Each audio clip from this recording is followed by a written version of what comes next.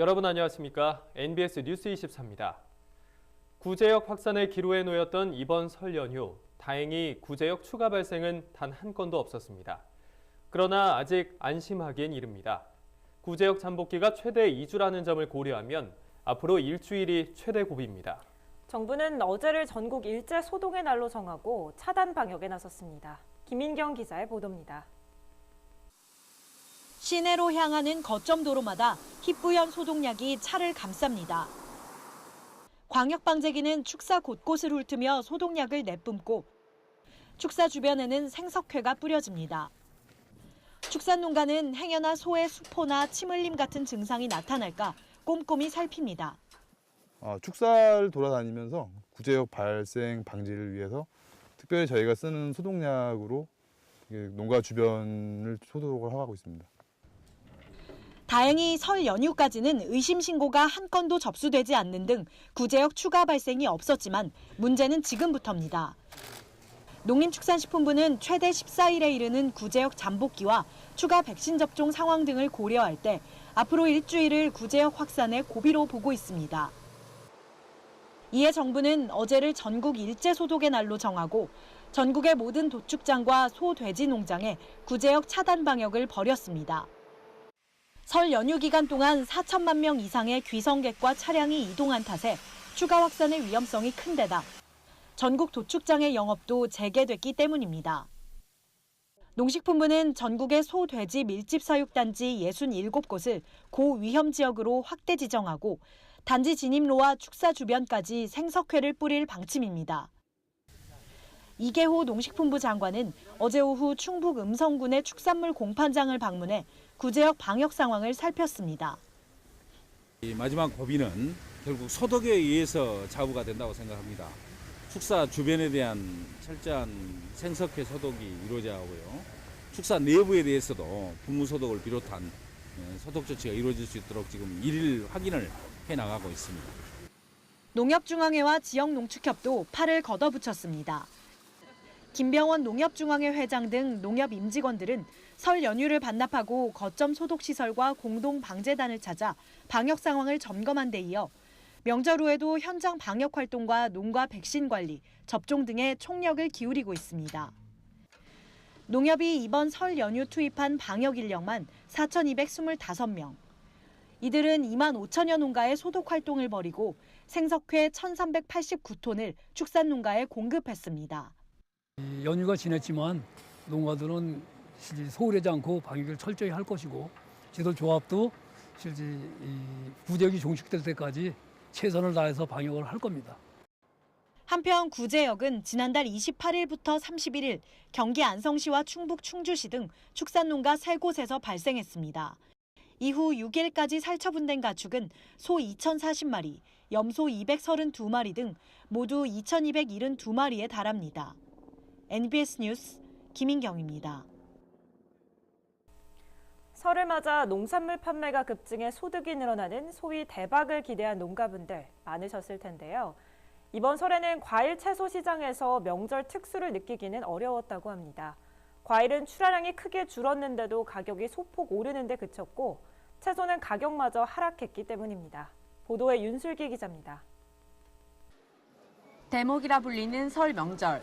하지만 농가들은 이번 설에 명절 특수가 없었다고 말합니다. 우선 사과와 배 등 과일의 판매 실적이 경기 침체 때문인지 기대에 못 미쳤습니다.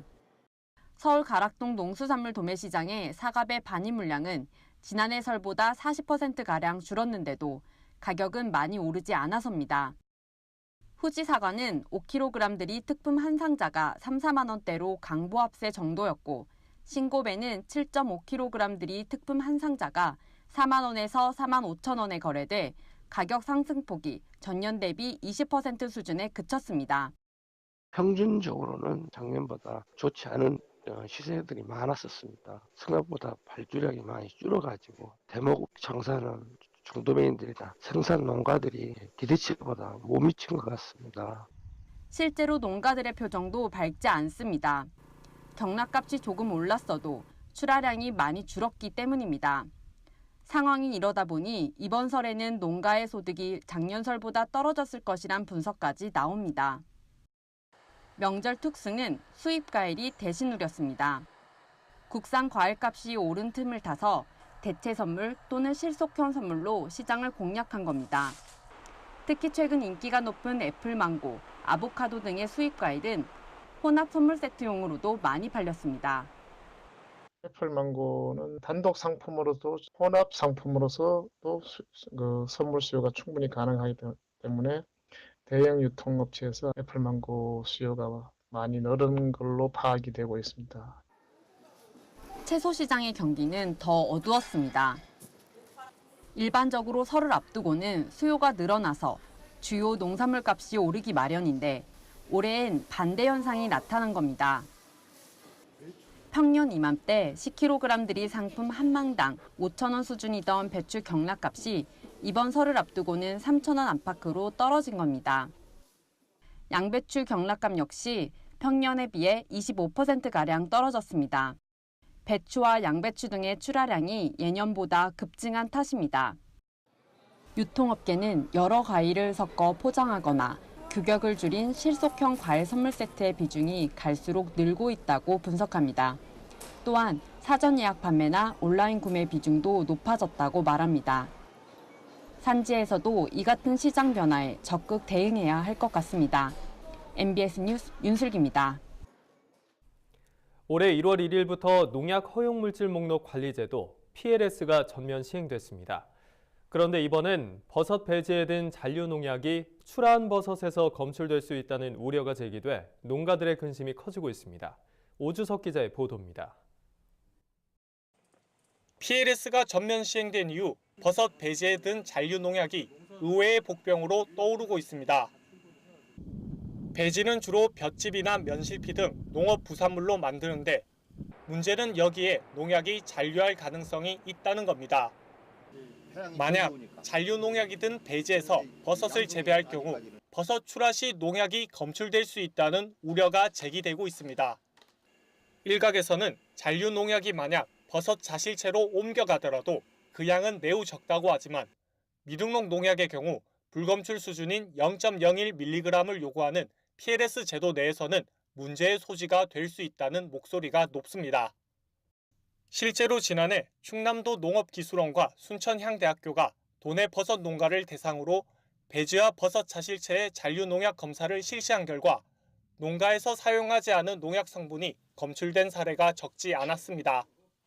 저희가 그 충청남도 버섯 재배 농가에 대해서 그 잔류 농약 중금속 분석 서비스를 저희가 해드렸고요. 대부분 이제 불검출로 결과가 안전하게 나왔지만 일부는 현재 PLS 기준으로 하면 높게 나온 경우도 있었습니다. 더 근본적인 문제는 배지 품질을 관리하는 별도의 제도가 없다는 겁니다. 현재 배지는 제조 혹은 수입 후 국내 유통 과정에서 잔류 농약 검사와 같은 별도의 품질 관리 규제를 받지 않습니다. 따라서 배지를 구입하는 농가는 배지의 농약 잔류량은 물론 농약 잔류 여부조차 알 수 없는 실정입니다. 배지에 대한 품질 관리를 의무화한 버섯산업육성법 제정안이 지난 1월 8일 발의됐지만 법안 통과는 아직 요원한 상황. 버섯 농가들은 답답한 심정을 토로하고 나섰습니다. 양송이 재배 과정에서는 거의 약을 치지 않습니다. 과다 사용된 농약이 들어있는 볏짚을 우리가 가져다가 농사를 지을 때 배지 속에 있는 잔류 농약으로 나올 수가 있다. 그래서 그 부분을 저희를 걱정을 하고 있습니다.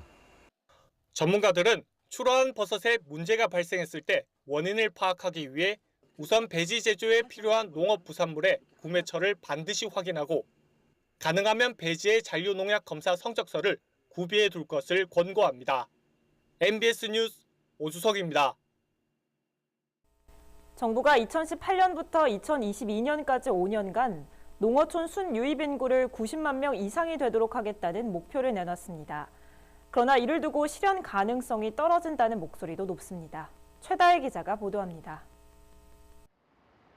국가균형발전위원회와 산업통상자원부는 최근 제4차 국가균형발전 5개년 계획이 심의 의결을 거쳐 국무회의를 통과했다고 밝혔습니다. 이번 계획의 큰 틀은 지역 균형으로 농촌, 도시 어디에 살든 국민이 품격 있는 삶을 누릴 수 있도록 지역이 자체 성장 기반을 갖추게 한다는 겁니다. 이에 정부는 국가 균형 발전 3대 미래상을 제시했습니다.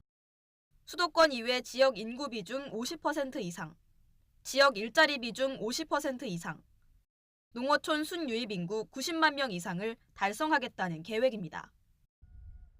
이를 위해 정부는 5년 동안 174조 8천억 원을 투자할 방침입니다. 정부 계획대로라면 농어촌에 2022년까지 인구 90만 명이 순유입돼야 하는데 정부의 이 같은 비전은 달성 가능성이 희박하다는 게 전문가들의 대체적인 견해입니다. NH농협조사월보에 따르면 2014년 이후 연간 농어촌 순유입 인구는 3만 명에서 5만 명으로 추정됩니다. 따라서 연간 순유입을 5만 명으로 잡더라도 2018년에서 2022년까지 순유입 규모는 25만 명 정도로 정부가 세운 90만 명이라는 목표와는 큰 차이가 난다는 겁니다. 또한 순유입 인구에 허수가 있을 가능성도 배제할 수 없어 정부의 이번 목표치 달성은 더욱 힘들 수 있다고 전문가들은 말합니다. MBS 뉴스 최다혜입니다. 문재인 정부의 주요 공약 중 하나가 공익형 직불제였던 만큼 현행 직불제 개편에 대한 논의가 이어지고 있습니다. 최근 국회에서 농업의 공익적 기능에 대해 사회적 보상을 강화하는 직접보상기본법 도입이 필요하다는 주장이 나왔습니다. 자세한 내용 강창호 기자가 취재했습니다. 직접보상기본법, 농업의 공익적 기능에 관한 사회적 보상을 강화하는 직불제 개편안입니다. 단순히 농가 소득 보전에만 한정된 현 직불제의 목적을 농업의 공익적 기능을 아우르는 방향으로 넓히겠다는 겁니다.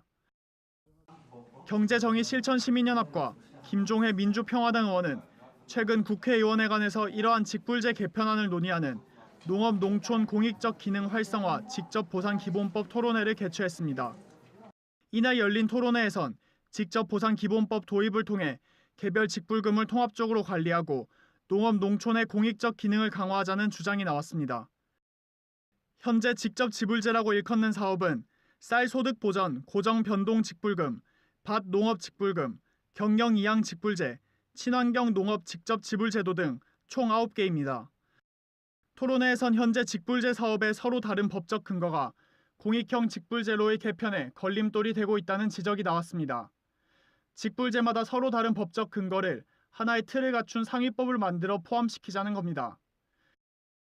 기본적인 개념 틀을 잡고 있어야 되는데 실행 측면에 이제 법적 근거가 있기 때문에 이것을 통합을 하면서 기본적으로 갖춰야 될 법적 틀을 갖추자는 게 핵심 내용이고요. 그러니까 공익 기능에 대해서 이제는 농민들한테 어떤 이제 보상 개념으로 정책 수단을 바꾸자는 그런 취지의. 토론회에서는 직접보상기본법의 초안이 소개되기도 했습니다. 먼저 농업인에게 지급되는 일체의 보조금을 직접보상금으로 정리하고 이를 기본형 보상금과 공익형 보상금으로 구분했습니다. 소득 안정 성격은 기본형으로, 농촌과 농업의 공익적 성격은 공익형으로 분류한다는 겁니다. 이와 함께 국가가 직접보상제도의 체계적인 운영을 위해 5년 단위로 기본 계획을 세우도록 하며 직접보상제도가 정권 차원에서 운영되는 것을 막기 위해 독립적인 심의위원회를 구성한다는 내용이 담겼습니다. 정부도 이 같은 개편안 논의에 긍정적입니다.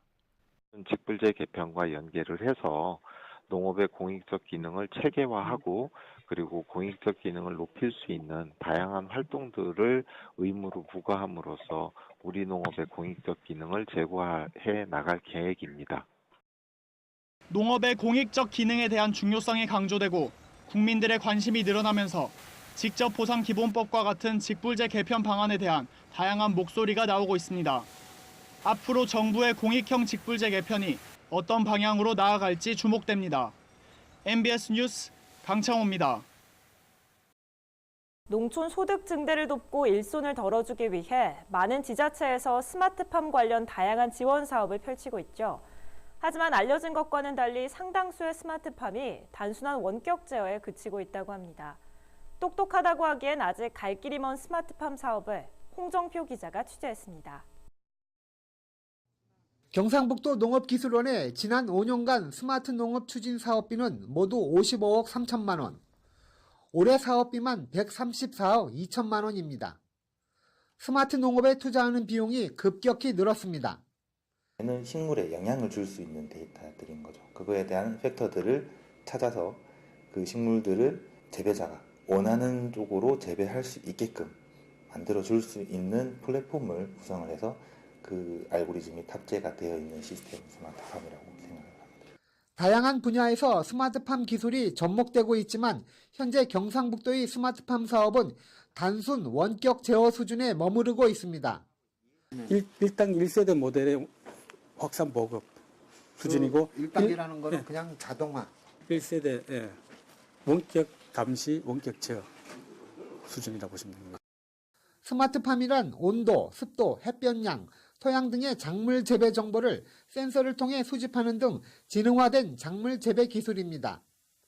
가장 이상적인 데이터를 제어 장치를 통해 작물 재배에 접목하는 시스템입니다.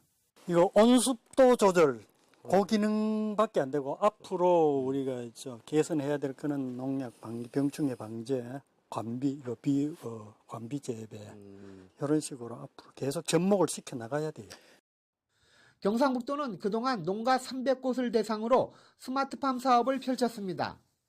스마트팜이란 이름과는 달리 실제로는 원격 제어에 그칩니다. 작물 재배 데이터를 확보하거나 이를 활용할 내용이 없습니다. 올해 지원 사업도 원격 제어 수준에 그칠 것으로 보여 우려가 커지고 있습니다. 키라드 조성이라든가 그다음에 플랫폼 조성이라든가 이게 전혀 안 되고 있다고 봐요. 그럼 데이터를 주고받고 데이터를 또 응용을 하고 데이터를 사용을 해야 되는데 이거는 먼 나라 실정이죠. 스마트팜이란 이름으로 해마다 많은 예산이 투입되지만 현장에서는 원격 제어에 그치는 무늬만 스마트팜이 넘쳐나고 있습니다. 헬로티비 뉴스 홍정표입니다. 간추린 뉴스입니다. 국립종자원이 올해 파종할 콩, 팥, 벼 보급종 종자 신청을 받습니다. 이번에 공급하는 콩은 두부 및 장류용 콩으로 대원 1121톤, 태광 81톤, 선풍 44톤 등 총 8품종 1,543톤입니다. 가격은 소독과 미소독 모두 5kg 한 포대당 25,580원입니다. 또 팥은 총 5톤이 미소독으로 공급되며 가격은 43,890원입니다. 3월 15일까지 시군 농업기술센터 또는 읍면동 사무소에 신청하면 되고 벼는 파종기까지 신청하면 됩니다. 농림축산검역본부는 붉은 불개미 등 최근 이슈가 된 외래식물 병해충 문제에 대해 국민이 직접 참여해 의견을 제시할 수 있는 국민참여단을 모집합니다. 이번 국민참여단은 현장 방문과 토론회 등 여러 단계의 다양한 방식으로 진행되며 외래식물 병해충의 정밀 진단과 긴급 대응 및 예찰 방제 등 현안으로 떠오른 핵심 주제가 논의될 예정입니다. 국민참여단 참여자는 농림축산식품부와 농림축산검역본부 홈페이지를 통해 모집하며 식물 검역에 관심이 있거나 궁금한 사람은 누구나 신청 가능합니다. 농협이 농촌사랑 모바일 상품권을 처음으로 선보였습니다. 기존 농촌사랑 상품권은 종이 상품권 형태로만 발행됐는데 이번에 선보인 모바일 상품권은 휴대전화 문자메시지 서비스로 간편하게 주고받을 수 있어 소비자가 농축산물을 구입할 때 더욱 손쉽게 이용할 수 있게 됩니다. 또한 기업체의 복지수단으로도 활용도가 높을 것으로 기대됩니다. 농촌사랑 모바일 상품권은 5,000원, 만원, 5만원, 10만원권 등 모두 4종으로 발행되며 구입한 모바일 상품권은 전국 농축협과 NH농협은행에서 종이 상품권으로 교환할 수 있습니다. 농림축산식품부가 올해 전면 시행된 농약 허용물질 목록관리제도 PLS의 연착륙을 위해 온 오프라인으로 농약 사용 안내서를 배포합니다. 총 2부로 구성된 안내서에는 안전 사용 기준이 설정된 농약 제품 5만 4천여 개의 정보가 담겨 있습니다. 일부에는 PLS의 개념과 등록 농약 검색 방법, 사용 후 남은 농약의 처리 방법 등의 기본 정보가 수록됐고 2부에는 국내에서 재배하는 152개의 식용작물에 등록 농약 정보가 실렸습니다. 농식품부는 안내서를 전국 지자체와 농약 판매점, 지역 농협에 배포하고 15일부터는 농사로와 PLS 종합 사이트 등을 통해서도 내려받을 수 있도록 지원할 계획입니다. 우리 농산물의 숨은 효능과 건강 정보를 전해드리는 건강톡톡 알고 먹는 우리 농산물 시간입니다. 네, 오늘의 건강 먹거리는 현장에 나가 있는 김아영 기자가 소개합니다. 저는 지금 서울농협 하나로마트 양재점에 나와 있습니다. 다양한 채소들 중에 오늘 소개할 농산물은 바로 알록달록 식탁 위 무지개라 불리는 파프리카입니다. 입안을 가득 채우는 특유의 맛으로 오래전부터 외국의 향신료로 사랑받아온 파프리카는 우리나라에는 20여 년 전부터 알려지기 시작했습니다. 2010년 이전만 하더라도 파프리카에 대한 국내 소비자들의 인지도가 낮은 데다 수요가 적어 가격이 비싼 채소에 속했습니다. 그러나 최근 건강을 중시하는 트렌드와 생산 기반 확충에 따른 가격 안정 등의 영향으로 국산 파프리카의 1인당 소비량은 10년 전보다 3배 이상 늘었습니다. 알려진 건강식품이잖아요. 정말 알려져가 예, 있죠. 예. 네. 그래서 파프리카 특히 색상이 빨강, 노랑 이런 게 5가지 색깔 이렇게 농산물 많이 먹으라 그러대요. 그래서 수시로 그냥 먹고 있어요. 마트에 오면은 꼭 파프리카를 구입하거든요. 칼로리가 낮아가지고 우리 딸이 다이어트 하는데 좋다고 하더라고요. 파프리카는 고추와 피망의 한 종류로 시중에서 흔히 볼 수 있는 파프리카는 주로 단맛이 많은 품종인데요. 색깔 역시 흔히 빨강, 주황, 노랑이 일반적이지만 초록과 보라, 검정 등 총 8가지 색으로 구분된다고 합니다. 특히 파프리카는 색깔별로 영양 성분이 조금씩 다른데요. 먼저 가장 일반적인 빨강 파프리카는 리코펜이라는 붉은색을 띠는 성분이 우리 몸에 쌓인 활성산소를 배출하는 역할도 합니다. 또 노란색 파프리카는 혈액순환, 고혈압 예방 등의 좋은 효능이 있으며 주황 파프리카는 눈의 망막을 보호해 시력 저하를 막아주고 노화 방지에도 효과적입니다. 파프리카는 비타민C 함유량이 채소 중에 단연 최고입니다. 빨간 파프리카 기준으로 오렌지의 2배 정도 비타민을 함유하고 있고 4분의 1쪽만 먹어도 다량의 하루 비타민C 권장 섭취량을 채울 수가 있습니다. 파프리카는 국내에 들어온 지 20년밖에 되지 않았지만 까다로운 일본 시장을 공략하면서 수출 효자 품목으로 자리매김하고 있습니다. 일본에서 한국산 파프리카는 2001년부터 경쟁국인 네덜란드와 뉴질랜드를 누르고 시장 점유율 1위를 기록했는데요. 2017년 파프리카 수출 물량은 약 989억 원으로 딸기, 버섯과 함께 농산물 3대 수출 품목에 올랐습니다. 나아가 지난해에는 첫 수출 1억 달러 돌파를 눈앞에 두기도 했습니다. 그렇다면 좋은 파프리카 고르는 법 알아볼까요? 좋은 파프리카 고르는 중에 첫 번째는요, 꼭지 부분이 싱싱하고 두 번째는 전체적으로 윤기가 자르르 흐르고 표면이 부드러운 것이 좋을 거고요. 세 번째는 표피가 두껍고 단단한 그 과육을 나타냈을 때 좋은 파프리카라고 선정할 수 있는 기준이라고 할 수 있습니다. 파프리카를 보관할 경우 수분이 날아가지 않도록 이렇게 한 개씩 랩에 싸서 보관하는 게 좋습니다. 또 높은 열을 가해서 요리를 하게 될 경우 영양소가 파괴될 수 있어서 생으로 먹거나 살짝 데쳐 먹는 게 좋다는 점 기억하시길 바랍니다. 지금까지 건강톡톡 알고 먹는 우리 농산물 전해드렸습니다. 저희가 준비한 소식은 여기까지입니다. NBS 뉴스 24 마칩니다. 함께해 주신 여러분 고맙습니다.